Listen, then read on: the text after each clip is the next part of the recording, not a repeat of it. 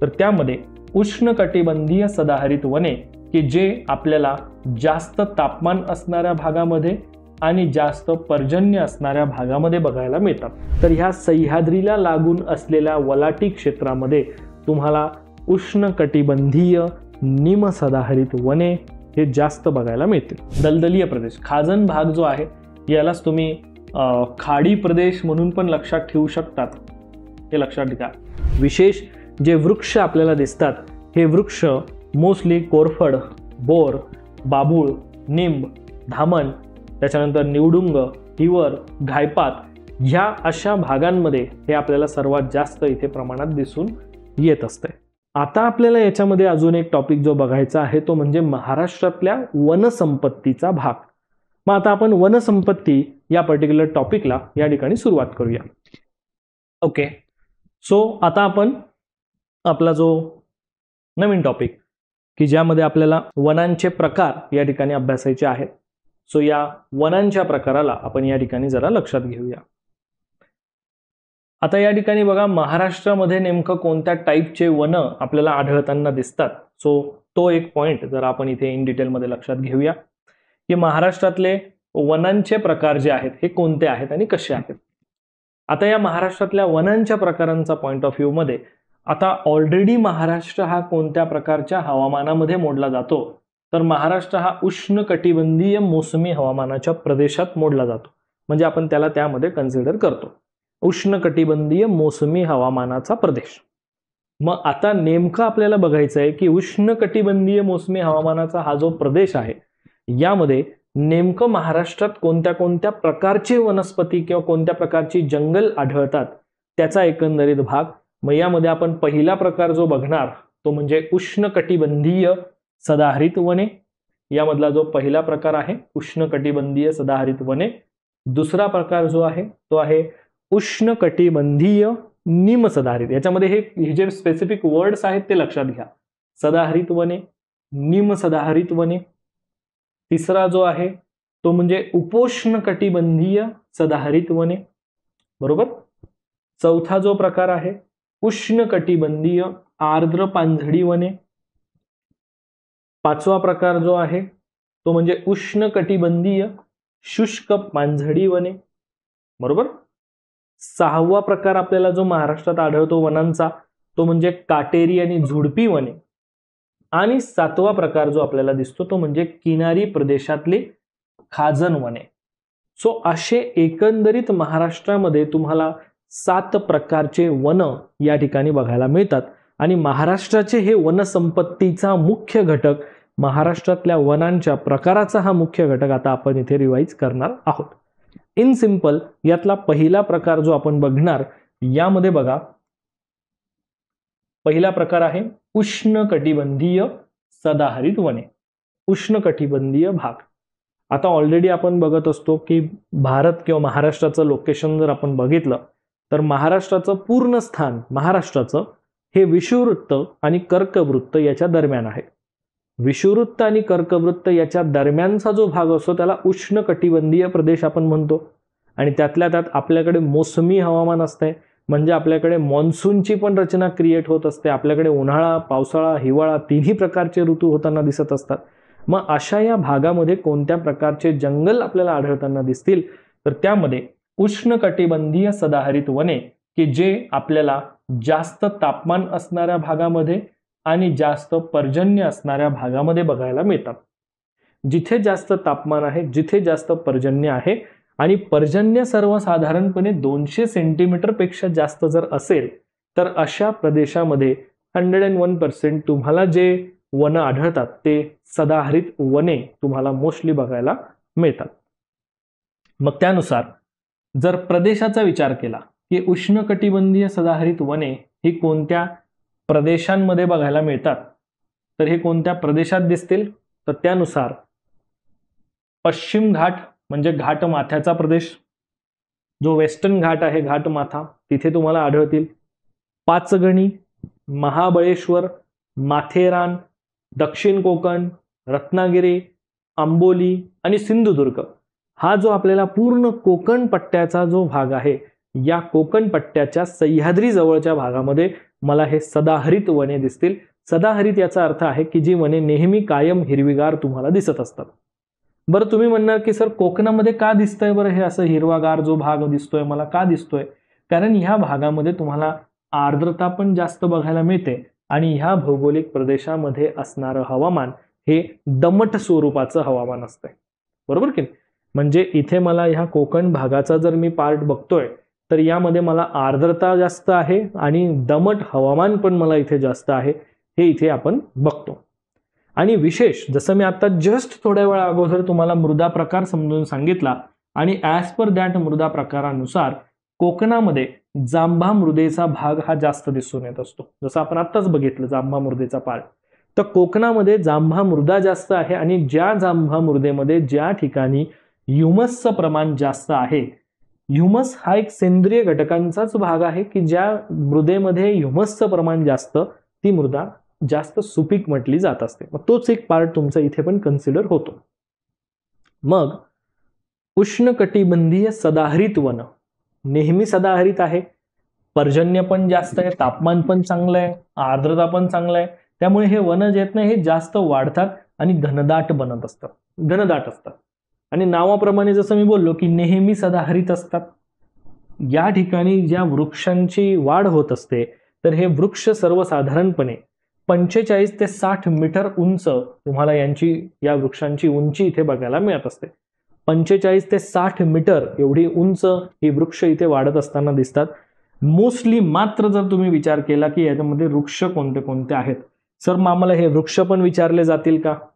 So probability कमी आहे वृक्ष विचारले जाणारे प्रश्नांची संदर्भात बोलायचं झालं तर, कारण काही कॉमन वृक्ष तुम्हाला बरेचसे आढळतील की जे मी आता पुढे तुम्हाला हे बाकीचे जे प्रकार सांगणार आहेत त्याच्यामध्ये पण तुम्हाला बऱ्यापैकी काही ठिकाणी कॉमन वृक्ष दिसतील. त्याच्यामुळे कन्फ्युजन क्रिएट होतं की तो पर्टिक्युलर वनांचा भाग फक्त त्याच एरियापुरतं कन्सिडर करायचा की दुसऱ्या एरियासाठी पण ते वृक्ष कन्सिडर करायचे.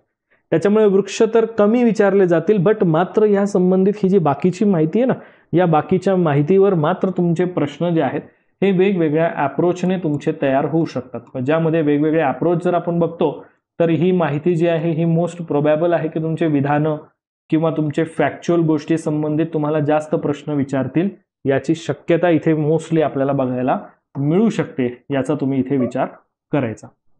ठीक आहे. बरं, मग वृक्ष कोणते आढळतात? फणस, कावसी, पांढरा सिडार, नागचंपा, जांभूळ, शिसव, ओक आणि आंबा यासारखे वृक्ष तुम्हाला इथे दिसतील. आता ह्या वनांना जर आर्थिक महत्वाचा विचार करायला गेले तर तुम्हाला आर्थिक महत्व जे आहे या वनांना हे थोडंसं कमी बघायला मिळतं, कारण ऑलरेडी घनदाट स्वरूप आहे आणि घनदाट असल्यामुळे काय होतं की तिथे दळणवळण सुविधा तुम्हाला जोडता येत नाही किंवा दळणवळणाची सुविधा तुम्हाला तिथे एस्टॅब्लिश करता येत नाही. त्यामुळे हा जो पॉईंट आहे घनदाट वनांचा तो इथे तुम्हाला लिंक करता येऊ शकतो की इथे आर्थिक महत्व कमी आहे. अशा प्रकारचे हे आपल्याला महाराष्ट्रामध्ये आढळणारे सदाहरित वने हे तुम्ही इथे लक्षात ठेवायचे आहेत. पुढच्या वनांचा जो प्रकार आपण बघणार, दुसरा प्रकार,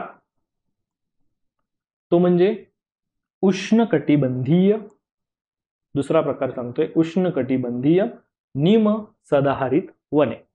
उष्णकटिबंधीय निम सदाहरित वने. आता सदाहरित मध्ये जे नेहमी हिरवेगार होते हे निम सदाहरित आहे, म्हणजे इथे थोडेसे कमी सदाहरित आहेत.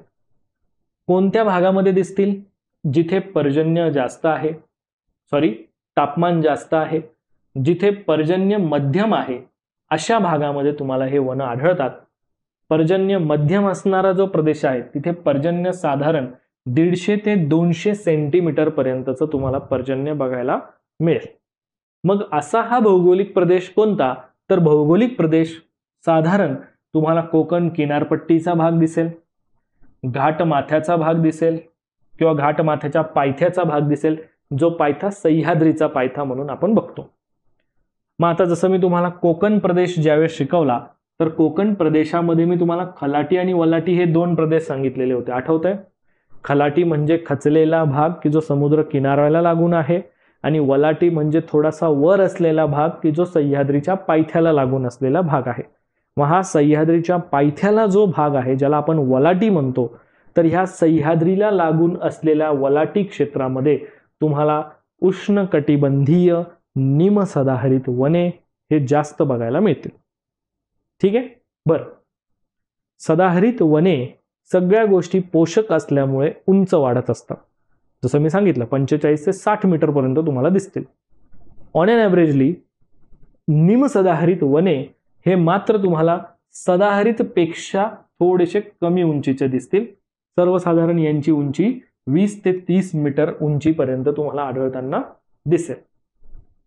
मात्र सदाहरित वने ज्या प्रकारचे घनदाट वने म्हणून आपण बघितले, त्याचप्रमाणे निमसदाहरित वने हे घनदाट नसतात, म्हणजे जास्त घनदाट नसतात किंवा तुम्हाला असा सलग वनांचा पट्टा बघायला मिळणार नाही. हे तुटक तुटक स्वरूपामध्ये आढळतात.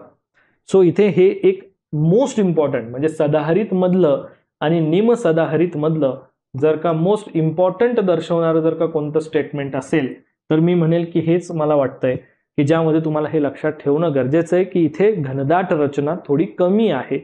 इथे जे वनस्पती हे सलग तुम्हाला बघायला मिळणार नाही, हे तुम्हाला तुटक तुटक स्वरूपामध्ये दिसतील. म्हणजे थोडी विरळ रचना आहे. काही पॅच इथे दिसेल, पुढचा पॅच पुढे दिसेल, पुढचा पॅच दुसरीकडे दिसेल, लाईक ह्या फॉर्ममध्ये तुम्हाला हे आढळतील.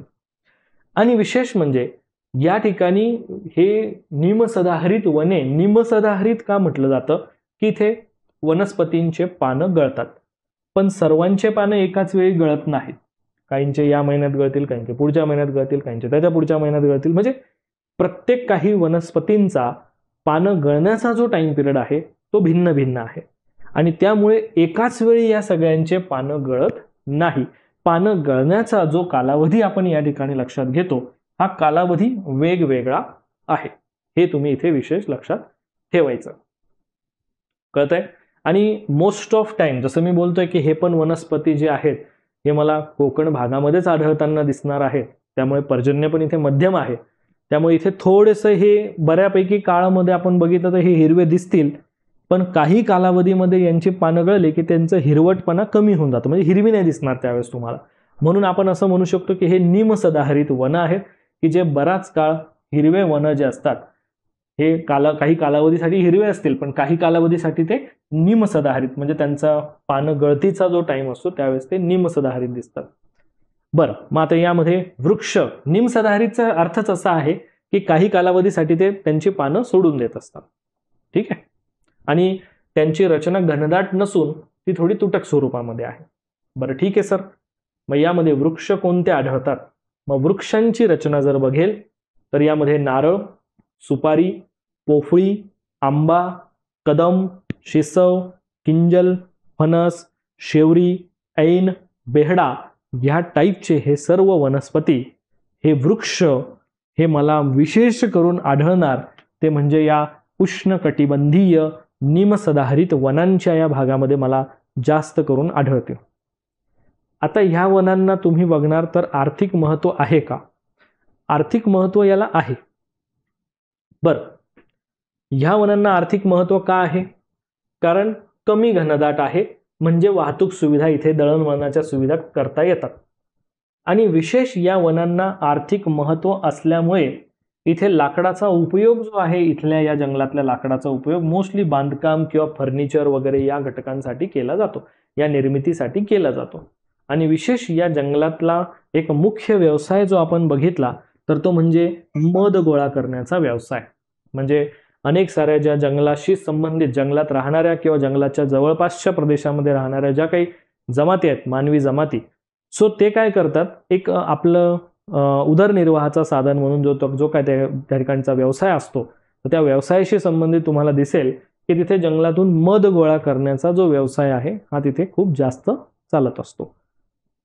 जंगल प्रकार कोणता? जो की मी सांगितला की उष्णकटिबंधीय निम सदाहरित वनांचा हा एकंदरीत पार्ट आहे. ओके, पुढचा तिसरा एक वनांचा भाग आपण या ठिकाणी बघूया. तिसरा वनांचा जो भाग आहे तो म्हणजे उपोष्ण कटिबंधीय. आतापर्यंत उष्ण कटिबंधीय बघत होतो, आता आपण उपोष्ण कटिबंधीय बघतोय. उपोष्ण हा भाग उष्णपेक्षा थोडा कमी उष्ण असतो. उष्ण भाग हा जास्त उष्ण आहे, उपोष्ण भाग हा थोडा कमी उष्ण आहे. एकदम म्हणजे सिंपल सोबर स्टेटमेंट आहे. मग इथे तुम्हाला उपोष्ण कटिबंधीय सदाहरित वने, उपोष्ण कटिबंधीय सदाहरित वने कुठे दिसतील? जास्त उंचीच्या भागामध्ये दिसतील. उपोष्ण आहे, उप-उष्ण आहे. आता उष्णता कमी कुठे होईल? जेव्हा तुम्ही समुद्र सपाटीपासून वर जाणार. उष्णता कमी केव्हा होते? तापमानाचं इंटेन्सिटी कमी केव्हा होईल? जेव्हा समुद्र सपाटीपासून वर चाललो. मग हा उपोष्ण भाग आला. उपोष्ण भाग म्हणजे थोडासा कमी उष्णतेचा भाग, की जो उंचीचा भाग आहे, म्हणजे सह्याद्रीमधला 1200 मीटर पर्यंतचा जो भाग आहे त्याला आपण उपोष्ण भाग म्हणून बघतो. मग अशा या उपोष्ण प्रदेशामध्ये आढळणारे जे वनस्पती तुम्हाला दिसतील, तर ही उपोष्ण प्रदेशातली रचना आपल्याला समजते, कारण त्याला उपोष्ण म्हणण्यामागची भूमिकाच ती आहे. समजलं की तो भाग उंच आहे. बरं, मग आता उंचीनुसार जसं मी सांगितलं की तापमान उपोष्ण होत जात आहे. मग आता हा जो प्रदेश आहे हा सह्याद्रीचा उंचीवरचा भाग आहे. सह्याद्रीच्या उंचीवरच्या भागामध्ये पर्जन्य प्रमाण खूप जास्त आहे, जो की अति जास्त पर्जन्याचा प्रदेश आहे. त्यामध्ये तुम्हाला पर्जन्य जवळपास 350 ते 400 मीटर पर्यंतचं पर्जन्य तुम्हाला दिसेल. 350 ते 400 मीटर बोललो मी, तर 350 ते 400 सेंटीमीटर पर्यंतचं पर्जन्य तुम्हाला तिथे बघायला मिळतं. सो असा हा महाराष्ट्राचा अति जास्त पर्जन्याचा प्रदेश, की जो प्रदेश मला सह्याद्रीचा घाट माथ्याचा प्रदेश म्हणता येतो, की जो भाग सदाहरित आहे, कारण ह्या घाट माथ्याच्या भागामध्ये पर्जन्यही खूप जास्त आहे आणि तो उंचीचा प्रदेश आहे, जो थोडासा तापमान कमी असणारा प्रदेश आहे. मग इथे मला मोस्टली उंचीवरच्या भागामध्ये सदाहरित वने आढळतात. मग हे मला उंचीवरच्या भागामध्ये म्हणजे सह्याद्रीत पण आढळतील, सातपुडामध्ये पण आढळतील. म्हणून सातपुडा रांगेचा पण भाग मला इथे लक्षात ठेवायला लागेल आणि सह्याद्रीचा भाग पण मला लक्षात ठेवायला लागेल. म्हणजे सातपुडा सह्याद्रीचा जो उंच भाग आहे, दॅट्स इट, या भागामध्ये मला हे आढळणार आहे. उपोष्ण कटिबंधीय सदाहरित वने. आता ह्या वनांचा जर तुम्ही एक फॅक्ट बघितला तर इथलं लाकूड काय असतंय? सॉफ्ट असतंय. या वनस्पतींमध्ये जे लाकूड असतं ते मृद सॉफ्ट असतंय आणि इथे मोस्टली तुम्हाला वृक्ष पण आढळतात, वेली पण आढळतात आणि झुडपे पण आढळतात. म्हणजे एक मिक्स स्ट्रक्चर या जंगलमध्ये तुम्हाला जास्त करून आढळेल. मिक्स स्ट्रक्चर कसं आहे? वृक्ष आहे, वेली पण आहेत आणि झुडपं पण आहेत, हे तुम्ही इथे लक्षात ठेवायचे. वृक्ष आहे, वेली आहे, झुडपे पण आहे. बरं, मग या ठिकाणी वनसंपत्तीचा जर विचार केला तर वनसंपत्तीशी संबंधित जैवविविधता प्रमाण मात्र इथे तुम्हाला जास्त बघायला मिळेल, कारण इथे हा उंचीवरचा भाग आहे आणि ह्या उंचीच्या भागामध्ये जसं मी सांगितलं तुम्हाला की बायोडायव्हर्सिटीच्या दृष्टीने आपल्याला असंही माहिती आहे की सह्याद्रीचा भाग जो आहे हा मोस्ट इम्पॉर्टंट आहे. त्यामुळे सह्याद्रीच्या या भागामध्ये जसं आपण बघितलं की वनसंपत्ती आणि त्यातल्या त्यात तुमची ही डायव्हर्सिटी इथे तुम्हाला जास्तच बघायला मिळेल. इथे वृक्ष पण तुम्हाला वेगवेगळ्या प्रकारचे दिसतात. मग वृक्षांची रचना जर बघितली तर यामध्ये कोणते वृक्ष मला दिसतात? जांभूळ, अंजन, बेहडा, हिरडा, आंबा, बकुळ, कारवी, तेजपान, शेंद्री यासारखे काही मुख्य मला वनस्पती जे आहेत हे तुम्हाला इथे जास्त आढळताना दिसतील या उपोष्ण कटिबंधीय सदाहरित वनांमध्ये. आणि याचं विशेष महत्त्व जर बघितलं तर औषधी महत्त्व पण आहे. मसाल्याचे जसं आपण तेजपान बघितलं या ठिकाणी, सो औषधी आणि मसाल्यासाठी महत्त्व आहे आणि इथे सुद्धा मध गोळा करण्याचा जो व्यवसाय आहे हा इथे तुम्हाला जास्त प्रमाणात बघायला मिळतो. ठीक आहे, त्याच्यानंतर पुढचा प्रकार आपण बघणार तो म्हणजे उष्णकटिबंधीय आर्द्र पानझडी मॉन्सून वने. आता हा जो आर्द्र पानझडी मॉन्सून वनांचा भाग आपण बघतो, तर मॉन्सून वने म्हणजे काय असतात की जे पानं गळालेले असतात ते मॉन्सूनच्या आगमनाच्या वेळेला तुम्हाला नवीन पालवी फुटताना दिसते, असे वृक्षांचा भाग. मग आता उष्णकटिबंधीय भागामधले आर्द्र पानझडी म्हणजे तापमान जास्त असणाऱ्या भागामध्ये जिथे आर्द्रता पण जास्त असते, परंतु मॉन्सूनचं आगमन ज्यावेळेस होतं आणि मॉन्सूनचं जे पर्जन्य पडतंय त्यावेळेस मात्र नवीन पालवी फुटणारे हे वनस्पतींचे प्रदेश, की जो पूर्णपणे मॉन्सूनच्या पर्जन्यावर डिपेंड आहे असा मध्यम पर्जन्याचा भाग. आता हे पर्जन्याची रेंज बघा काय आहे, 100 ते 150 सेंटीमीटर आहे ना. सो मग आता हा मध्यम पर्जन्याचा भाग म्हटला जाईल. म्हणजे महाराष्ट्रामध्ये मध्यम पर्जन्य ज्या भागात होतं त्या मध्यम पर्जन्याच्या प्रदेशात मला ही रचना जास्त प्रमाणात दिसते. ही रचना मला तिथे मोस्टली बघायला मिळत असते. सो हा एक पॉइंट, हा एक पर्टिक्युलर भाग तुम्ही जरा लक्षात ठेवायचा आहे.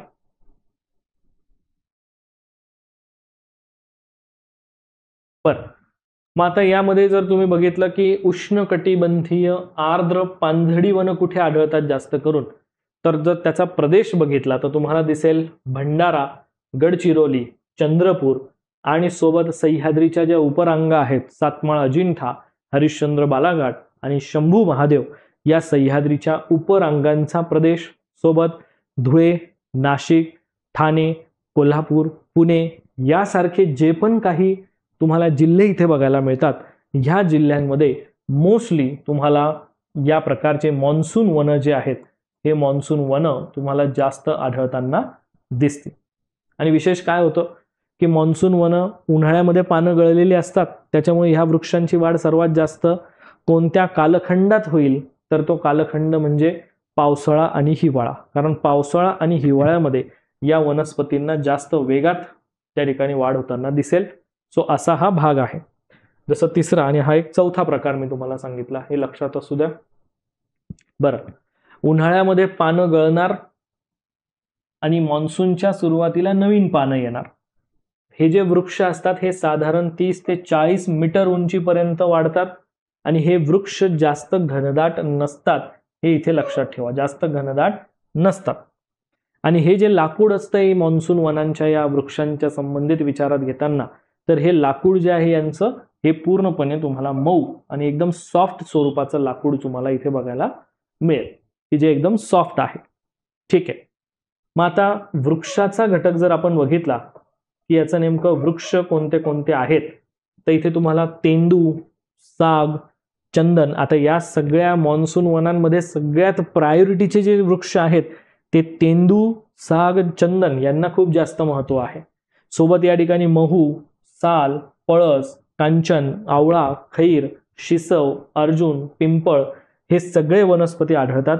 आणि विशेष म्हणजे या वनांना आर्थिक महत्व आहे, कारण तेंदू, साग आणि चंदन यांचं आर्थिक महत्व खूप जास्त आहे. त्यामुळे या वनांना आर्थिक महत्व जास्त दिसतं. आणि ह्या भागामध्ये साग वृक्ष आढळत असल्यामुळे लाकूड कटाई पण तुम्हाला जास्त दिसून येते. सो हे त्या वनस्पतींचं जंगलचं महत्व आहे. पाचवा वनांचा प्रकार जो आपण बघतो, वनसंपत्ती जी आपण बघतो महाराष्ट्राची, तर हा पाचवा प्रकार जो आहे तो म्हणजे उष्णकटिबंधीय शुष्क पानझडी वने. उष्णकटिबंधीय म्हणजे उष्ण भागामधले, शुष्क पानझडी म्हणजे आता इथे उष्ण भाग एवढा जास्त उष्ण आहे की तिथले वनस्पती पण शुष्क पानझडी आहेत. म्हणजे जास्त तापमान असणारा भाग आणि पर्जन्य मात्र कमी असणाऱ्या भागामध्ये मला उष्ण पानझडी म्हणजे उष्ण शुष्क पानझडी वने दिसतील. बरं, इथे सर पर्जन्य कमी आहे, याचाच अर्थ किती कमी आहे? सो हे पर्जन्य तुम्हाला दिसेल 80 ते साधारण 120 सेंटीमीटर पर्यंतचं पर्जन्य, की जे खूप कमी आहे. बरोबर. मग ह्या ठिकाणी हा भौगोलिक प्रदेश कोणता? तर प्रदेशाचा जर तुम्ही विचार केला तर या ठिकाणी सह्याद्रीचा पूर्व उताराचा भाग म्हणजे सह्याद्रीकडून पठाराकडे जाणारा भाग, सातपुडाचा भाग, सह्याद्रीच्या उपरांगांचा भाग म्हणजे अजिंठा रांगेचा भाग, मराठवाड्याचा भाग, विदर्भाचा भाग, जळगाव, अमरावती, बुलढाणा, नागपूर, भंडारा, गोंदिया. सो असे हे जे प्रदेश आहे की ज्या ठिकाणी तापमान जास्त असतं मात्र पर्जन्य थोडं कमी असतं, बऱ्यापैकी कमी असतं, असे हे महाराष्ट्रातले भौगोलिक प्रदेश जिथे मला हे वृक्ष वनस्पती आढळताना दिसतील. आणि ह्या वनांमध्ये जर तुम्ही बघितलं तर महत्व कोणत्या घटकांना जास्त आहे, तर इथे साग या वनस्पतीला खूप जास्त महत्व आहे. जे सोबतच या ठिकाणी आपल्याला दिसेल की मध आणि डिंक गोळा करण्याचा व्यवसाय इथे जास्त चालत असतो. ज्या ठिकाणी असे अनेक सारे वेगवेगळे वनस्पती आहे की ज्यापासून आयुर्वेदिक तेल प्राप्त करता येत असतं. तेंदू हे एक महत्वाचं वनस्पती किंवा वृक्ष तुम्ही म्हणू शकतात की या तेंदूच्या पानांपासून आपल्याला विडी उद्योग जो आहे हा केला जाताना दिसतो. विडी उद्योग जो आहे हा आपल्याला या ठिकाणी केला जाताना दिसेल. मग या ठिकाणी हे जे वृक्ष आहेत, आता उष्णकटिबंधीय शुष्क पानझडी वनांचे जे वृक्ष दिसतात आपल्याला, मग यामध्ये तुम्हाला बेल, बोर, साग, तेंदू, खैर, आवळा, अंजन, बांबू ह्यासारखे हे वनस्पती वृक्ष हे तुम्हाला जास्त दिसते. अशी ही एकंदरीत या उष्णकटिबंधीय शुष्क पानझडी वनांची रचना आहे. पुढचा पॉइंट, पुढचा वनांचा प्रकार आपण बघणार. आता शेवटचे हे 2 प्रकार आपण बघणार आहोत वनस्पतींच्या प्रकाराशी संबंधित, की ज्यामध्ये हा 6वा प्रकार आहे काटेरी आणि झुडपी वनांशी संबंधित. आता काटेरी वन कोणत्या भागामध्ये वाहतात, की ज्या वाढतात काटेरी वन जे आहेत हे कोणत्या भागामध्ये वाढताना दिसतात, तर ज्या पर्टिक्युलर भागामध्ये तापमान जास्त दिसेल, राईट, तापमान जास्त आहे आणि पर्जन्य कमी आहे, म्हणजे पाण्याची लेवल कमी आहे. सो तापमान जास्त असणारा भाग आणि पर्जन्य अल्प असणारा भाग, त्यातल्या त्यात महाराष्ट्राचा पर्जन्य छाया प्रदेश हा शब्द तुम्हाला जरा चांगल्यापैकी लक्षात आहे. पर्जन्य छाया प्रदेशाचा जो महाराष्ट्रातला भाग आहे तिथे तुम्हाला हे वनस्पती जास्त दिसते. आणि ज्या वनस्पतींची रचना साधारण 50 ते 80 सेंटीमीटर पर्जन्य ज्या ठिकाणी होतंय, महाराष्ट्रातला असा भाग म्हणजेच पर्जन्य छायेचा भाग, की जो सह्याद्रीच्या पूर्वेकडचा भाग आहे, जो पठाराच्या जवळ आहे. मग या ठिकाणी सह्याद्रीचा जसं मी बोललो की पूर्वेकडचा भाग, की ज्यामध्ये यामध्ये जे जिल्ह्यांचा समावेश होईल, महाराष्ट्रातले असे कोणते कोणते जिल्हे आहेत की जे काटेरी झुडपे वनांच्या संबंधित मला बघावे लागतील. मग ज्यामध्ये जळगाव, नगर, धुळे, सातारा, सांगली, पुणे, कोल्हापूर, सोलापूर, मराठवाडा, विदर्भ ह्या अशा स्वरूपामध्ये काटेरी झुडपी वनं जी आहेत ही सर्वात जास्त प्रमाणामध्ये दिसतील. आता काय असतं की तापमान जास्त असल्यामुळे या वनस्पतींची पानं जी असतात ना ही खूप छोटी असतात. आणि विशेष म्हणजे ह्या वृक्षांच्या ज्या फांद्या असतात त्यांना काटे असतात, हे विशेष लक्षात ठेवा. वनस्पतींची जी पानं असतात त्या पानांवर पुढे टोक असते किंवा त्याला काटे असतात. पानं जी असतात ना त्या पाण्याचा जो पुढचा भाग असतो, जो टोकाचा भाग असतो, त्याला काटे असतात किंवा टोकदार असतात. आणि पानं विशेष म्हणजे लहान असतात. आणि ह्या वनस्पतींची जी मुळं असतात ही जमिनीमध्ये जास्त खोल जात असतात. वनस्पतींचे हे जे मुळं आहेत हे तुम्हाला जास्त खोल जाताना दिसतील. कशासाठी खोल जातात, तर हे पाण्याच्या शोधार्थ खोल जाताना दिसतात. म्हणजे वनस्पतींची मुळं जास्त खोल जातात, कारण पाणी कमी असल्यामुळे ते जास्त खोल जातात, हे विशेष लक्षात ठेवा. बरं, मग हे लाकूड जे असतं ना या वनस्पतींचं, हे लाकूड जास्त महत्वपूर्ण आहे, कारण हे लाकूड टणक असतंय आणि कठीण स्वरूपाचं असतं. म्हणजे कठीण आणि टणक लाकूड तुम्हाला या वनस्पतींचं बघायला मिळत असतं. विशेष जे वृक्ष आपल्याला दिसतात हे वृक्ष मोस्टली कोरफड, बोर, बाबूळ, निंब, धामण, त्याच्यानंतर निवडुंग, हिवर, घायपात ह्या अशा भागांमध्ये हे आपल्याला सर्वात जास्त इथे प्रमाणात दिसून येत असते. समजलं की काटेरी झुडपी वनं आणि या वनांमध्ये कोणते प्रकारचे वृक्ष आढळतील, तर हे ते पर्टिक्युलर वृक्ष तुम्ही लक्षात ठेवा. बरं, मग ह्या वनांना आर्थिक महत्व आहे का, तर आर्थिक महत्वाच्या दृष्टीने हे वन मागे पडतात, कमी आहे. ह्या वृक्षांचा उपयोग मोस्टली, इथलं जे लाकूड असतंय त्याचा उपयोग मोस्टली जास्त इंधन म्हणूनच केला जात असतो. मोस्ट ऑफ भागामध्ये जळाऊ इंधन म्हणून, जळाऊ लाकूड म्हणून याचा जास्त उपयोग केला जातो. यातले काही वनस्पती जर आपण बघितलं तर औषधी बघायला मिळतात, जसं आपण बघतो की कोरफड वगैरे असेल, निंब वगैरे असेल, ठीक आहे. सो हे आपल्याला बघायला मिळतील की मोस्टली काही औषधी वनस्पती म्हणून यांचा उपयोग जो आहे हा औषधी उपयोग जो आहे हा या वनस्पतींचा आपल्याला बघायला मिळत असतो. बर, पुढचा प्रकार आहे सातवा प्रकार आहे किनारी प्रदेशातले खाजन वने. महाराष्ट्रातल्या वनसंपत्तीचा लास्ट प्रकार खाजन वने म्हणजे काय? खाजन वनांचा अर्थ होतो की जो दलदलीय प्रदेश आहे, दलदलीय प्रदेश, खाजन भाग जो आहे यालाच तुम्ही खाडी प्रदेश म्हणून पण लक्षात ठेवू शकतात. हे लक्षात घ्या, खाजन भाग म्हणजे काय? खाडी प्रदेश, की जो कोकणाचा नदीच्या मुखाजवळचा जो भाग आहे, म्हणजे असा भाग की ज्या ठिकाणी गोड पाणी आणि खारा पाण्याचं संक्रमण होतंय असा प्रदेश. जसं मी बोललो तुम्हाला की खाजन भाग म्हणजेच तुमचं या ठिकाणी ऑलरेडी मी लिहिलेलं आहे. ऑलरेडी हा भाग इथे लिहिलेला आहे, जो खाडी क्षेत्राचा भाग आहे की ज्या ठिकाणी तुम्हाला खाजन म्हणजेच कांदळ वने हे जास्त दिसतील. खाजन वने म्हणजे कांदळ वने. आणि या वनस्पतींचं एक विशेष वैशिष्ट्य आहे. काय वैशिष्ट्य आहे की हे जे वनस्पतींची मुळं जी असतात ना, खाजन वनातली वनस्पतींची मुळं हे असे खालून वर येत असतात, खालून वर, की जे खालून वर येऊन खोडाला आधार देण्याचं काम करत असतात, खोडांना आधार देत असतात. ठीक आहे, जे वनस्पतींची उंची जास्त नसते, बट ते खालून मुळं वर येतात आणि खोडाला आधार देण्याचं काम करतात. सो हे याचं एक इम्पॉर्टंट वैशिष्ट्य आहे, म्हणून तुम्ही एक इम्पॉर्टंट वैशिष्ट्य म्हणून पण याचा तुम्ही विचार करू शकता. आणि या खाजन वनांचं विशेष महत्त्व जर तुम्ही बघितलं तर हे सुनामी पासून संरक्षण करताना दिसत असतात. म्हणजे जेव्हा सुनामीच्या लाटा किनाऱ्यावर आघात करतात तर त्या किनाऱ्यावर होणाऱ्या आघाताला डिफेंड करण्याचं काम हे आपल्याला या खाजन वनांकडून होताना दिसतंय.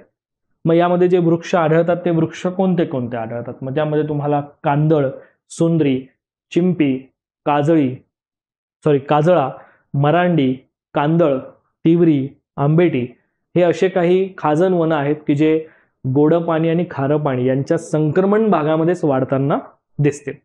मग महाराष्ट्रामध्ये जर तुम्ही बघितलं तर महाराष्ट्रात खाडी प्रदेशामध्ये